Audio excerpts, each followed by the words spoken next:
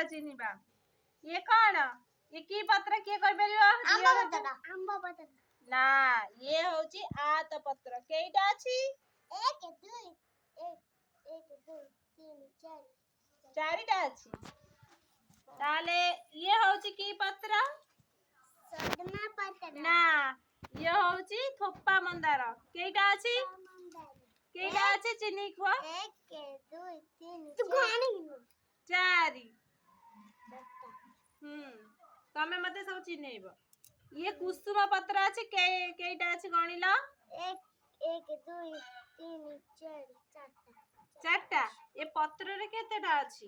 1 2 3 4 5 6 7 8 9 10 10ଟା। ତମେ ଗଣିଲ କେଇଟା ଅଛି?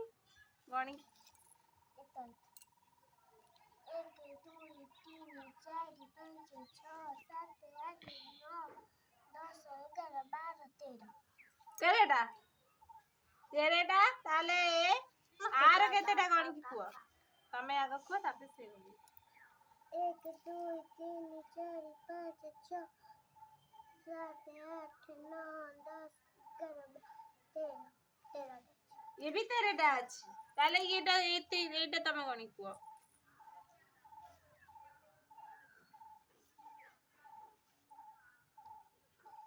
ଜୋର ପାଟିରେ କୁହ। 1 2 3 4 5 6 7 8 9 10 11 12 13 14 15 16। 16ଟା ରହିଗଲା। ତାହେଲେ ଏଇଟା କୁହ ତମେ। 1 2 3 4 5 6 7 8 9 11 12 13ଟା। এইଟା ତମେ ଜାଣିନ କଣ?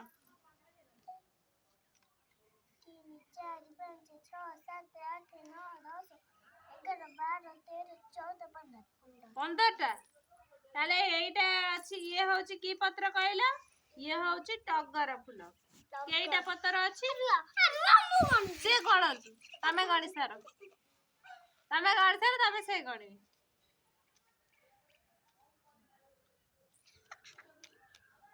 4ଟା ଅଛି। ଆଉ ତାଙ୍କୁ ଦିଅ।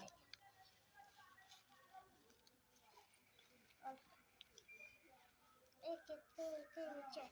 4ଟା। ତାହେଲେ ଇଏ ହଉଛି କି ପତ୍ର କହିଲ? ଆତ ପତ୍ର। ଏଇଟା କେତେଟା ଅଛି? ଗୋଟାଏ ଅଛି। ଇଏ ହଉଛି କି ପତ୍ର? ଥୋପା ମନ୍ଦାର। ଗୋଟାଏ। ଆଗ ମତେ ଚିହ୍ନ। ପତ୍ର ତମେ ଆଗ ଆନି ଚିହ୍ନ। କୋଉ କୋଉ ପତ୍ର ଆଗ? ଇଏ କି ପତ୍ର?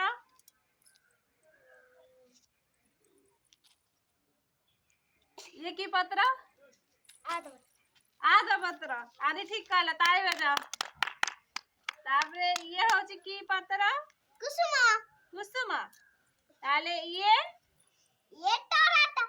ଥୋପା ମନ୍ଦାର। ଇଏ ହଉଛି ଆତ। ଇଏ ହଉଛି ହଁ ଟଗର ବି କହନ୍ତି ହେଲା। ଇଏ କଣ? ମନ୍ଦାର। ଇଏ ମନ୍ଦାର। ଇଏ କୁସୁମ। ତମେ ଚିହ୍ନ। ତମେ ସବୁ ପତ୍ର ଗୋଟା ଗୋଟା ମତେ ଚିହ୍ନ। ଏଇଟା କି ପତ୍ର? ତାପରେ ଏଇଟା ଏଇଟା ମନ୍ଦାର। ଇଏ ହଉଛି କୁସୁମ ଫୁଲ। କୁସୁମ ଫୁଲ। ଏଇଟା କେଇଟା ଅଛି ଗଣିକି କହିଦବ?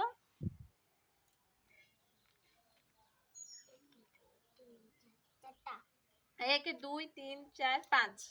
5ଟା ହେଲା। ଇଏ କେତେଟା ଅଛି କହିଲ? ଇଏ ହଉଛି କିଏ ଆଗ କହିଲ? ଚାଲ ପିଲାମାନେ ଆଜିର କ୍ଲାସ ସରିଗଲା।